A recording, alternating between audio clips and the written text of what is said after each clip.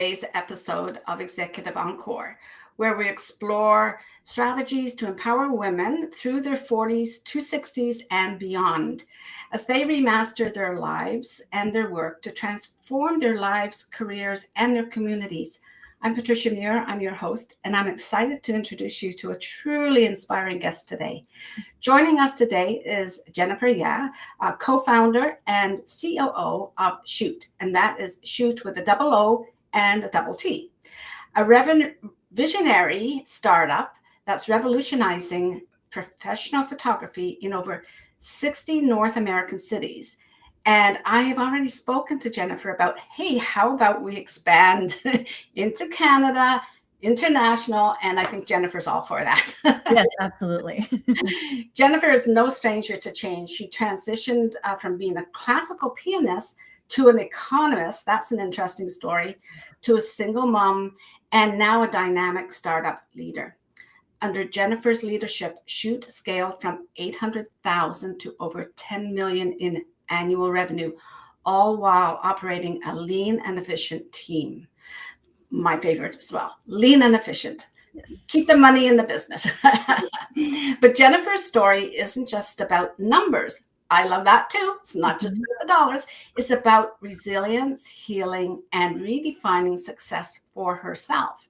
So today, Jennifer and I will discuss key topics, including how personal pivots can translate into professional strengths, while healing is a critical accelerator for leadership. I love that. Healing as an accelerator for leadership.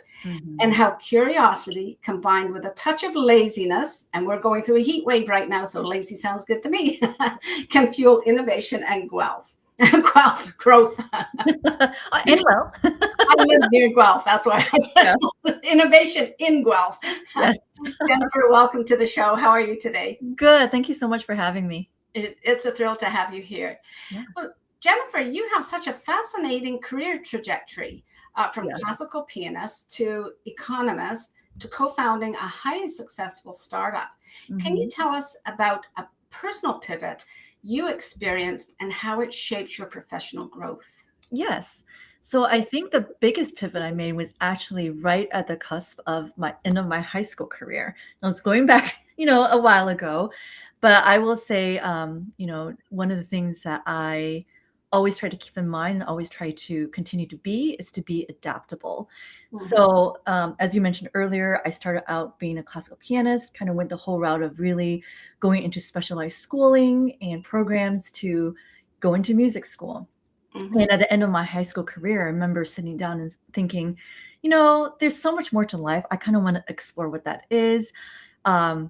And I think just sitting down there and having more of the mind of curiosity and wondering if I have skills beyond just music was enough for me to be like, you know what, I think I do want to pivot. Because if I had to be realistic with myself, I was like, I don't know if I'm really cut out to be in the performance area of music because I suffer with so much anxiety, right? And I think I had to make a decision if I could keep on doing this, but I don't know what my quality of life would be like if I had to be very honest with myself. So I decided to try something new, which is always very scary, going from something I knew really well to something with, academics that I really, didn't spend a lot of time focusing on. I was like, well, let me just give that a try and see what happens, right? So that trajectory obviously put me on a completely different path, and that which led to today where I'm at. But without it, I would not be here. So, and talking to you, most likely. And being an entrepreneur and a startup and scaling like you did, that's no small feat. So there must have been some anxiety along the way that that initial pivot that you did is sort of prepared you for that in business as well. Yes. In business, you always have to be looking at the pivot, right? Especially in today's economy. Yeah. Absolutely. That is so powerful. What advice would you offer to other women who are struggling to adapt to their own life challenges, especially in a professional context? Like many of the women that are in our audience are at a point in their career, and it doesn't matter what age they are, but they've come to a point in their career where it's a challenge in a way, and they see that they're going to need to pivot to remain relevant, visible, okay? And we also have some women who are actually leaving the corporate world. So that's a huge change for them. And Mhm. so, what advice would you offer when they're struggling through those challenges? Yeah. So I think one thing that's helped me a lot is that when I see these challenges and if I start feeling like anxiety, I let myself feel anxious for 5 to 10 minutes, sometimes a Mhm. little bit more. But Mm, then I try to reframe it as in like, hey, if we look at it, as a whole, we only have this one life on earth, right? I mm, have certain goals I want to achieve, but and this is a little cliche, but it's really not about the end destination. It's really about that journey. yeah. So a lot of times when I see these challenges, instead of being like, oh my gosh, I'm so nervous, I'm gonna fail, like I don't know what's gonna happen. I reframe it as an adventure to be like, you know what, if I fail, maybe, but then that might lead me down to something else. So I Mhm. think when I make it into something that's not scary, kind of like a do it for the plot type of mentality, then things become a lot more manageable. Because if I can regulate my emotions and how I feel about something, the more likely I'm going to be able to plan practically so I can take things step by step to Mhm. get there. Because I think a lot of times when we see these challenges, we have all these things that are on our minds that we're worried about. Like, what if this happens? What if that happens? I'm not sure where to start. And when you're in that stage, it's very hard to actually move forward. So a Mhm. lot of it's like, you know what is the big deal? What's the worst that can happen? Even if it does happen, like there's something else might open up. We just don't know. So in a way, it's a little bit of like letting go of some of that control that we, think we have, but we actually don't, right? And Yeah. just kind of doing that next thing and just see where that takes us. Yeah. That very next step. What do you need to do? Mhm. What stood out for me as you were talking about that is about reframing into an adventure. And I would hope that most of us have experienced some adventure that really excited us. And therefore, if we could go back to that adventure, Mhm. and I know this is in a split second, but I think it would help to develop the trust in our ability and our ability to learn and grow during those adventures. Okay. Mhm. And I often speak to women about that. Like, what you've done so far has brought you to this point. Um, Not that there's been failures, but there's been challenges. You've got through them. And what is the key thing that you have been able to realize for yourself? And I think it is trusting in ourselves, right? Mhm. We Yeah. build all these skills, and that will help. And I just love the idea of it, thinking about it as an adventure rather than, well, I've got to get to this goal. Yeah. Think Yeah. how are things going to be as I work towards that goal? So those Yeah. are great insights, and adaptability is such a vital skill, especially for women who are navigating, as I mentioned, the post-corporate ventures Yeah. are very important for them because they've been in a particular position, maybe high achiever, working towards the corporate goals. And Mhm. now she's adapting to work towards her own goals, right? Yeah. Yeah. There's a lot of self-discovery in that, which is kind of exciting. Like, what new thing can you learn about yourself too? Yeah.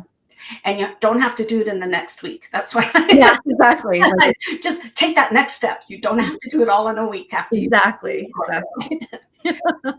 One theme that really resonates with me, Jennifer, is how healing has played a role in your growth as a leader. Yeah. Can you share a bit about your healing journey and its impact on your leadership style? Yeah, absolutely. So I'm a big proponent that everybody should have a therapist, a good therapist. Only because, a lot of times when we're trying to deal with these challenges ourselves, whether it be with ourselves or with other people in our workplace, it's very easy to get into an echo chamber, right? And I Mhm, think a lot of times growth comes from having access to different perspectives and different ways of looking at things. mhm, And I think having a good therapist who can help you give you that kind of different perspective to be more objective is really helpful in expanding your mind to be like, oh, I never thought about it like that. I never, considered that. Right. mhm, And I think that kind of healing is also important because we all have childhood things or things that shaped us into who we are today, and things that we've coping mechanisms that we've built up to compensate for those. And while some of those can help us be more functional, a lot of times they also contribute to, how we might emotionally respond to people at work, or how we might see a challenge. And I think the more that we understand like what triggers us, how and why we respond to things a certain way, the better we are able to problem solve, right? If we're trying to get to a certain destination, a lot of that is actually problem solving challenges that come our way. And your ability to come up with a solution, come up with the next step.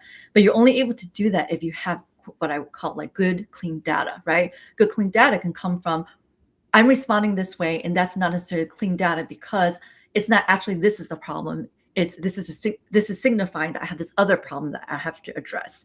So it helps you get to the root of the issue faster, so you can make better decisions. Yeah, I'm all for that. Like sometimes the surface that you address is just like putting a Band-Aid on it. Yes. You really do need to be able to go deeper and find out what the root cause is. And like you were saying, that takes a good therapist, or at least someone that you can bounce your feelings off of, or what your perceptions are, and for someone to say, is that true? Is that really what's going on? Yeah, exactly. Especially when you're working with people, right? If you're having a conflict or trying to give feedback and they respond a certain way, having that experience yourself of knowing like we're all on a different point of our journey in self-growth and discovery can help you understand or know how to kind of approach that person in a way that's productive. And just to go a little deeper on that, that's incredibly inspiring. How do vulnerability and self-awareness tie into leadership for women in particular, in your opinion? So I think leadership a lot of times is a balance of motivating people to work well, more productive, but also we have to take into account that we're also all human. So there's a lot of human aspects to that, right? And I think when we're able as leaders to show that we're on a path to growth, discovery, accountability, all of that, you set a culture and a tone in your work for other people to do the same, right? It can be aspirational. People are seeing that you're doing the work on yourself and how that's positively impact how you work with others. They're going to be more likely to want to pursue that. And then you also encourage them to do that. So all of that kind of ties together so that work doesn't just become every day we just slave away, just trying to make a few bucks. But we spend so much time at work, right? It should ideally also be a place where we can feel safe and fulfilled, right? That's kind of one of the benefits of having a small team, is that it's a lot easier to do things like that. Oh, that's interesting. Yeah. Well, if you have a core team that that you trust in them as well, and you trust in yourself, that can be really impactful for helping you. Well, having a role model for making decisions, it's so helpful, right? Yeah. We all struggle. Yeah. And if somebody at work is, having is crashing out, or like, in their fields, which is very human, very normal, having leadership who can kind of help walk you through that process and be like, all right, you're going through this. How do we handle this in a professional way and also manage what you're going through, right? All of that. It's really hard to learn that on your own and learn on the spot. Your therapist isn't going to be with you at work. So if there's somebody there to kind of at least help guide you in the right direction, that can be life-changing in itself. For sure. Yeah.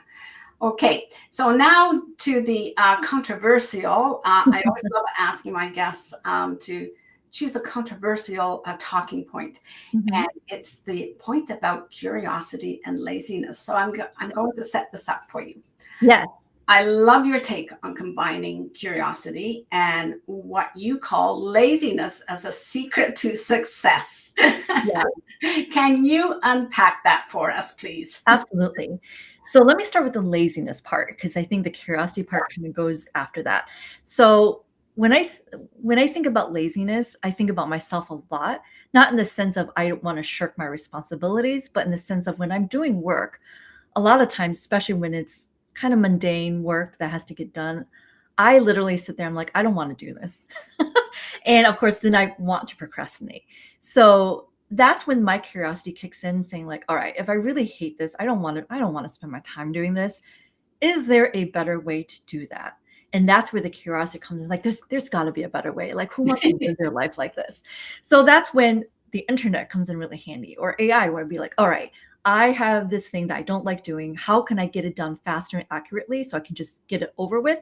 Or maybe in some instances, I don't have to do it at all, right?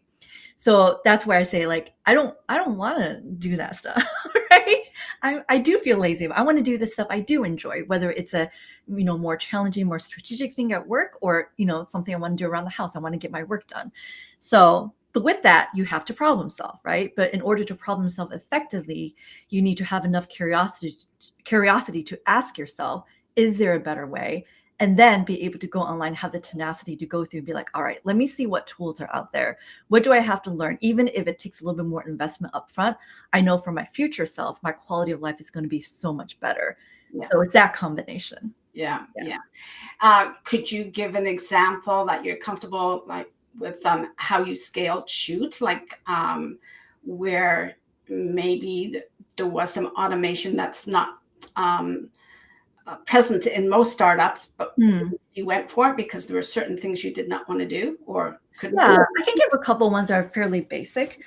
So for example, things like we used to do a lot of data analysis. I used to do a lot of data analysis on a daily basis, which is fine when it's important to do. But a lot of those things were very manual in the beginning. Like we would just download data, look at it. Simple things like having the right formulas, having the right things, or even getting our tech team to be like, hey, can you just build me this one table? And then from that, I can more easily extrapolate. So it's a combination of little things to do. It doesn't necessarily have to be a big change, right? To automate, like, hey, can you just have the system email me the report every morning? And so instead of having to filter and then download it, like that already saves you a little bit of time. So that's like easy fixes, right? Other things I would say that's probably more relevant right now in today's age is a lot of use of AI. So we encourage the use of AI not to replace people. I see it as more of an extension of myself to help me to be able to get some certain things that would take me longer to do done faster. So I primarily use it, for example, with writing, longer form process docs or emails. And I would say the most important thing with that is you have to be really good at communicating yourself first and to be articulate in order for AI to actually do what you want it to do. And I think a lot of times, especially younger people, when they're using AI, use it incorrectly in the sense that they're actually relying on it to do their job for them. And I think that's a faulty use of it because, again, AI is not 100% correct. And it takes away from you actually putting in the thought, which is also not great. But for example, if I'm writing a process doc and I have all the pieces, I just want to make sure I write in a way that's really cohesive, or like make sure I didn't miss anything. Being able to articulate really clear what I want to, and then having it spit out a formatted version saves me an hour's worth of time having to do it by hand. So that in itself is actually super helpful, right? Or if I'm putting together a spreadsheet, it's like, I think I want this. Can AI is there actually a quicker way to do that, right? Then I also learned something new. So in the future, I could probably do it myself. So it's a lot of things like integrating what we have into sort of technology now to make what we do every day a little better, a little faster, or not at all. Yeah. So especially for a business like yours, and there are a lot of hats that you wear as an entrepreneur, and finding those hats that you can have AI help you with the stuff you don't want to do. Yeah. And that then frees up, because you're in a creative business, for you to think about your business in a creative way. Think about your leadership in a creative way. So I think it enhances our work, but like you said, don't let it, I always say I'm still the editor. Like, I have someone beside me. I call her Allie. She's AI. And I say, I'm thinking about this. Tell me more about what you think about this, right? I don't have to accept everything she says. Yeah. Okay. It's like someone else when I ask for an opinion. I don't have to. I'm not obligated to say, okay, that's it. I'll go with that, right? I'll still polish it up myself. A lot of times I see it as like a really amped up version of just like an internet search, because I would have searched for probably all the different sources. This just makes it quicker, right? And I always say AI is only as good as the prompter themselves. So if you don't put enough thought into it, you're not going to get a good result from it. So that's right. Yeah. So Jennifer, thank you so much for sharing like that balance of curiosity, efficiency, such a refreshing perspective. And I'd like to say that that actually it drives excellence. It's not so much about being lazy, but it's your I love your perception of laziness as an accelerator. And I think Mhm. some of the things that we've talked about with AI, it's accelerating us, right? Yeah. To do what we do best. So that's Yes. great. Thank you so much for sharing your insights. Everything from transforming your personal pivots into professional strengths and using healing and curiosity. I think that Mhm. was so special for accelerators or accelerating your leadership. This conversation has been enlightening and motivating.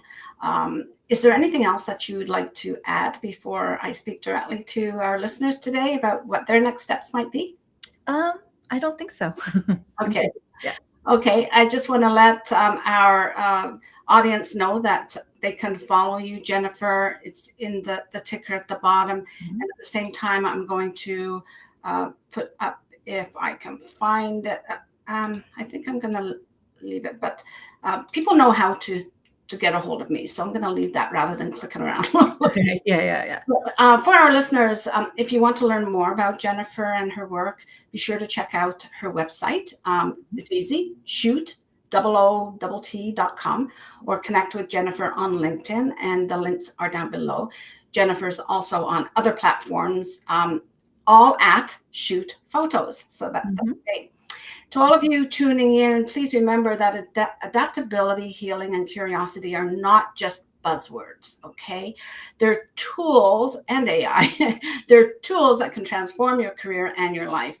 If you've enjoyed today's episode and you got something special from it, please subscribe on YouTube and on the podcast. Leave a review. That's so important to the health and well-being of a channel. And share it with someone who needs to hear these empowering lessons from Jennifer and who would benefit from this important message for remastering life and work and creating the reality that she has dreamt for herself. Yeah. This video podcast is produced by Maestro Quality as part of the Executive Encore program and hosted by myself, Patricia Muir. Please subscribe to Executive Encore on YouTube, on Spotify, wherever you get your podcasts, for more insightful conversations and inspiration for transformation from my guests. Please add your comments on the channels to have your voice matter. Jennifer and we will respond when you put a comment for sure. And please share it with other women in your network. I'd ask you to subscribe to the Sunday Encore newsletter today, okay, to read more about Jennifer, who will be featured in the weekly blog and the published newsletter this Sunday, June 29th. When you subscribe to the newsletter, you will also receive a VIP access to resources and offers from all our podcast guests that are available only to Executive Encore members and subscribers. So you can see up in the corner, there's a little code there that says subscribe Encore. Go there and subscribe now. And please visit the website and read my weekly blog, follow me on LinkedIn, and subscribe on YouTube. All links to access information about Jennifer and me will be in the show notes. So this is where your Executive Encore begins, wherever you are, 40, 50, 60, 70, okay? This is where you start to live, work, and lead differently with a healthy mindset, self-trust, and curiosity. That comes from Jennifer. A little bit of laziness doesn't hurt either. Until next time, take care of yourself, do what's best for you, and don't jeopardize what you've built for yourself. Bye-bye.